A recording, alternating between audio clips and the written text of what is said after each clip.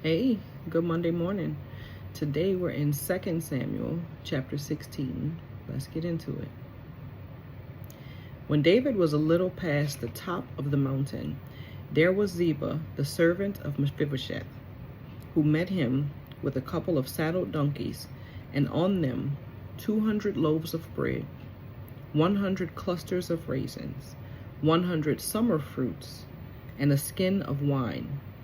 And the king said to Ziba, "What do you mean to do with these?" So Ziba said, "The donkeys are for the king's household to ride on, the bread and summer fruit for the young men to eat, and the wine for those who are faint in the wilderness to drink." Then the king said, "And where is your master's son?" And Ziba said to the king, "Indeed, he is staying in Jerusalem, for he said, 'Today the house of Israel will restore the kingdom of my father to me.'" So the king said to Ziba, "Here, all that belongs to Mephibosheth is yours." And Ziba said, "I humbly bow before you, that I may find favor in your sight, my lord, O king."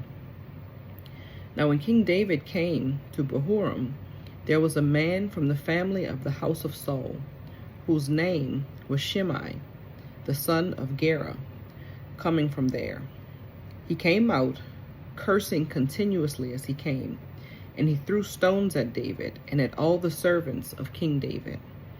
And all the people and all the mighty men were on his right hand and on his left. Also Shimei said thus when he cursed, come out, you bloodthirsty man, you rogue. The Lord has brought upon you all the blood of the house of Saul, in whose place you have reigned, and the Lord has delivered the kingdom into the hand of Absalom your son. So now you are caught in your own evil, because you are a bloodthirsty man."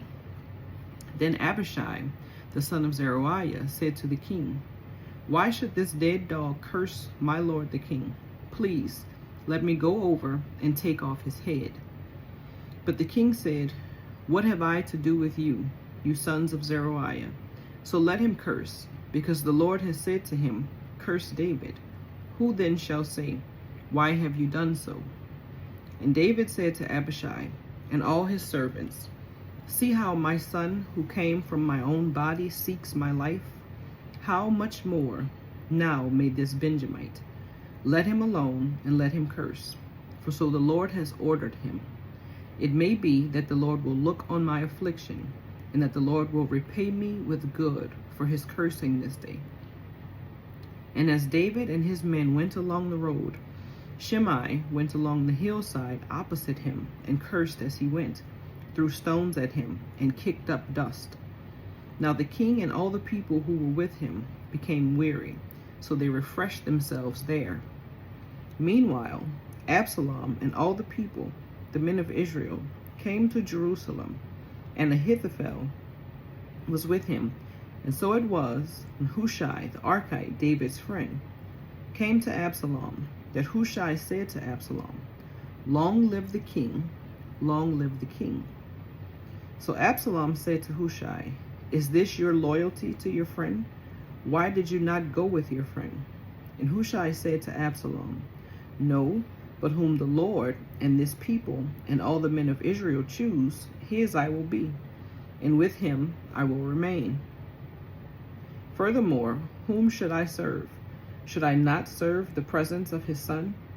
As I have served in your father's presence, so will I be in your presence." Then Absalom said to Ahithophel, "Give advice as to what we should do." And Ahithophel said to Absalom, "Go in to your father's concubines, whom he has left to keep the house, and all Israel will hear that you are abhorred by your father. Then the hands of all who are with you will be strong." So they pitched a tent for Absalom on the top of the house, and Absalom went into his father's concubines in the sight of all Israel. Now the advice of Ahithophel, which he gave in those days, was as if one had inquired at the oracle of God. So was all the advice of Ahithophel, both with David and with Absalom. May the Lord add a blessing to the reading of his word. Have a good day.